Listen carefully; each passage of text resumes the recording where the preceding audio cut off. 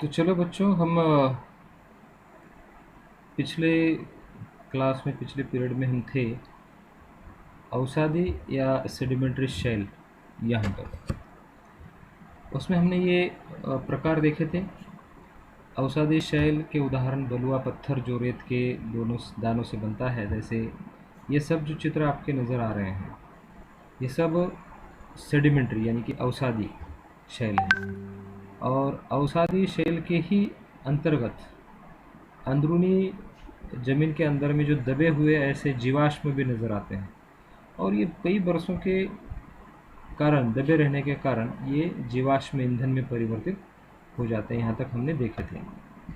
उसके आगे का है वैसे कायांतरित यानी कि मेटामॉर्फिक शेल। जैसे इसका अर्थ भी हमने पहले पीरियड में देख चुके थे। कायांतरित, कायांतरित मतलब आकार या उसकी काया में बदलाव हो जाना। तो ये मेटामॉर्फिक शेल क्या होता है, उसकी काया कैसे बदलती है, ये कुछ उदाहरण यहाँ पर दिए हैं, चित्रों के माध्यम से भी समझाने की कोशिश की है।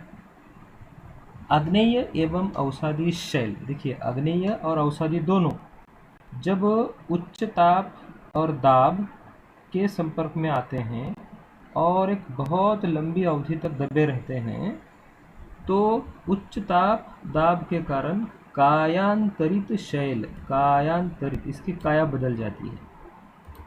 इसमें हो जाता है कायांतरित शैल, काया इनकी बदल जाती है, तो ये कायांतरित शैल में तब्दील हो जाते हैं। उदाहरण के लिए चिकनी मिट्टी स्लेट में, चिकनी मिट्टी अगर मानो बहुत लंबे अरसे से उच्च तापमान में और दाब में दबी रही तो वह स्लेट में परिवर्तित हो जाती है। और चूना पत्थर है ना, चूना पत्थर जो होता है वह संगमरमर में परिवर्तित हो जाता है। जैसे यहाँ पर दिखाया गया, ये चिकनी मिट्टी है और कई वर्षों से अगर मानो दबी रही तो मानो यह ऐसा है कि अब माइक्रोवेव ओवन में कुछ चीज़ें हमने कच्चे तौर पर रखे होते हैं और उसकी भूनने के बाद वो सख्त और जैसे हम चाहते थे वैसे बन जाता है। तो ये प्रकृति का एक करिश्मा ही है कि चिकनी मिट्टी, जो मिट्टी थी जो लूज थी, वह कैसे सख्त और स्लेट में परिवर्तित हो जाती है। किसकी वजह से?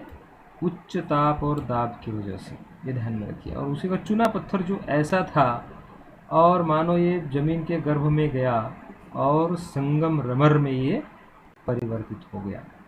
अब यहाँ पर कुछ उदाहरण दिए। कायांतरित शैल में परिवर्तित अवसादी शैल, कायांतरित शैल में परिवर्तित हो गया है। यह अवसादी शैल पूरा अवसाद था और उच्च ताप और दाब के कारण ऐसा हो गया। तो कितना अच्छा है ना कि प्रकृति की इस खेल और इस कीमिया के कारण हमें कितने अच्छे अच्छे संसाधन प्राप्त होते हैं। अगली स्लाइड की ओर बढ़ते हैं। शैलों के उपयोग। आप अभी घर पर हैं, कई प्रकार के खेतों के काम, कृषि के काम, बारिश हो रही है, आप कर रहे होंगे, आपके पिताजी या घर के अगल बगल में सब लोग कर रहे होंगे। हम ज़्यादातर, हमारे भारत का मुख्य व्यवसाय कृषि रहा है, कृषि है। तो सबको पता है कि शैल यानी कि पत्थरों का उपयोग हम किस किस प्रकार से करते हैं। और अगर हम पूरी दुनिया में से अजूबे के तौर पर उदाहरण दें तो यहाँ पर आपके सामने नज़र आ रहा है, कठोर शैलों का उपयोग सड़क, घर, इमारत बनाने के लिए किया जाता है। कठोर शैल, क्योंकि घर और सड़क, इमारतें पक्के होने चाहिए, सख्त होने चाहिए, इसमें किसी प्रकार की ढिलाई मतलब हमारी जान जा सकती है, इसलिए ये कठोर शैलों का उपयोग किया जाता है। पत्थरों का उपयोग कई खेलों में भी किया जाता है। उदाहरण के लिए 7 पत्थर, हम आप सब ने खेले होंगे, पिट्ठू या उसको लगोरी वगैरह वगैरह, एक के ऊपर एक लगा, चिबिड्डी, स्टापू, स्टापू भी खेलते हैं। 5 पत्थर, गिट्टी, कंचे, कई प्रकार, आप जितना आप खेल पत्थरों से लेकर खेलते होंगे वो सब उसका उपयोग। और हम इसी पत्थरों के उपयोग के नाम पर ही प्रागैतिहासिक इतिहास काल में अश्म युग ऐसा नाम पड़ा है। अश्म का ज़्यादा उपयोग होता था। शैलों से अनेक प्रकार की स्मारकें भी बनाई जाती हैं। जैसे यहाँ पर देखिए, लाल किला और ताजमहल। ये मैं बताने की ज़रूरत नहीं, ये लाल है इसलिए लाल बलुआ पत्थर से बन गया। और ताजमहल पूरा संगमरमर में ये बनाया गया है। तो आप जानते हैं, अब तो आप अच्छी तरह से समझ गए होंगे कि ये किसके द्वारा बनाया गया है और कैसे ये संगमरमर प्राप्त होता है ना। और इसके अलावा भी आप शैलों के कई प्रकार के उपयोग आप जो सोच सकते हैं वो सब लिख सकते हैं। आगे बढ़ते हैं। शैल चक्र, जैसे हमने जल चक्र का नाम सुना है ना। जल चक्र की कैसे जल अलग अलग अवस्थाओं से होकर पुनः पहली अवस्था में आ जाता है, तो मतलब उसका एक चक्र पूर्ण हुआ। तो शैल भी ऐसे होता है कि ये जानकर भी आपको आश्चर्य होगा कि ऐसे कैसे हो सकता है। तो यहाँ से जानने की इसके द्वारा समझने की कोशिश करेंगे। ये सब आप पढ़िए, लेकिन मैं आपको इसके माध्यम से समझाने की कोशिश करूँगा। जैसे देखिए, ये है तस्वीर ज्वालामुखी के फटने की। ज्वालामुखी फटने से क्या हो जाता है, अंदर का जो मैग्मा है, द्रवित मैग्मा, ऊपर आकर ठंडा हो जाता है। इधर में ठंडा हो गया, फिर ये द्रवित मैग्मा ठंडा होने के बाद ये बन जाता है इग्नियस शेल, बराबर, आग्नेय शेल। तो ये आग्नेय शेल में आ गया, ठीक है। फिर आग्नेय शेल का आगे क्या होता है, हवा, पानी, हिम नदी और प्रकृति की होने वाली घटनाओं का आघात इस आग्नेय शेल पर होता है। वो टूट फूट कर बन जाता है अवसाद, तलछट बन जाता है, ऐसे टुकड़ों में बढ़ जाता है। फिर मानो इन अवसादों को नदी ने, पानी ने फिर से बहा लिया और किसी एक जगह पर अवसाद के तौर पर जमा कर दिया, और उसके ऊपर एक कई वर्षों से उसके ऊपर एक दाब उत्पन्न हुआ, वो बन जाएगा अवसादी शैल। फिर अवसादी शैल का क्या होता है, मानो यह अवसादी शैल जल्दी हमारे हाथ में लग गया तो यह अवसाद में ही रहेंगे, लेकिन बहुत लंबे अरसे के बाद ताप और दाब, ताप मतलब तापमान, दाब मतलब प्रेशर, कंप्रेसिंग इट टाइटली, तो ये क्या हो गया, काया बदल गई इसकी, ये हो गया कायांतरित शैल में। अब कायांतरित शैल फिर से मैग्मा में कैसे आएगा, मानो कायांतरित शैल है और उस जगह से जमीन के अंदर से लावा फूटकर बाहर आ गया, तो इसको भी साथ में लेके आ गया। तो लावा इतना तप्त और गर्म है कि इसको भी पिघल देगा, फिर से ये मैग्मा बन जाएगा।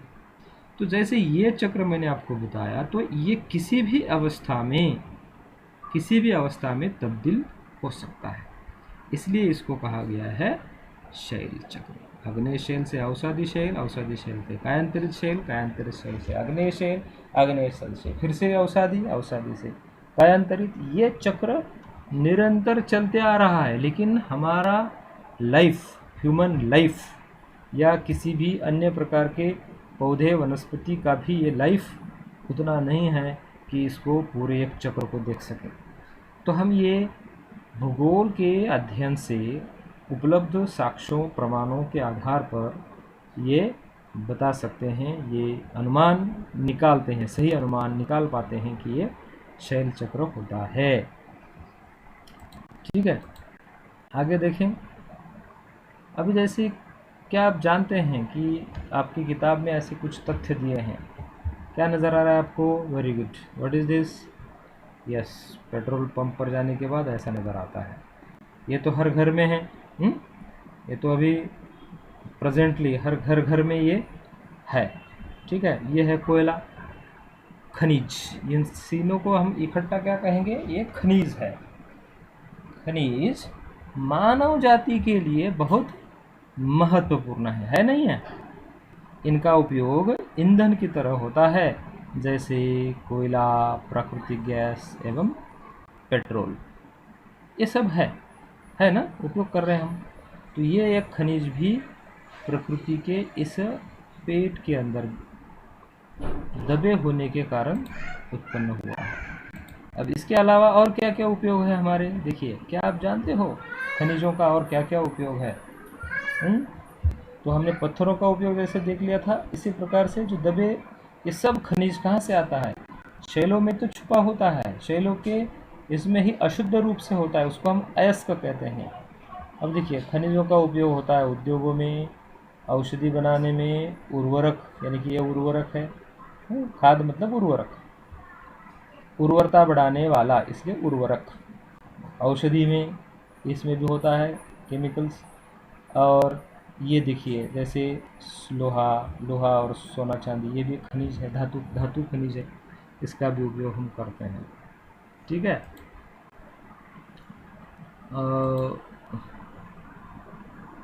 तो इस प्रकार से खनिजों के उपयोग होते हैं, शैल चक्र होता है। आपको मेरी गुजारिश रहेगी, यहाँ पर हम समाप्त कर देते हैं। ये तो दिखाना नहीं चाहता था मैं, अभी एक स्लाइड ये हो गया, बाद में स्लाइड ये पूरी मैं आपको दे दूंगा। थोड़ा सा इसको देखिए, इसके ऊपर जो प्रश्न हैं इन प्रश्नों को अच्छी तरह से लिखिए। ठीक है, धन्यवाद।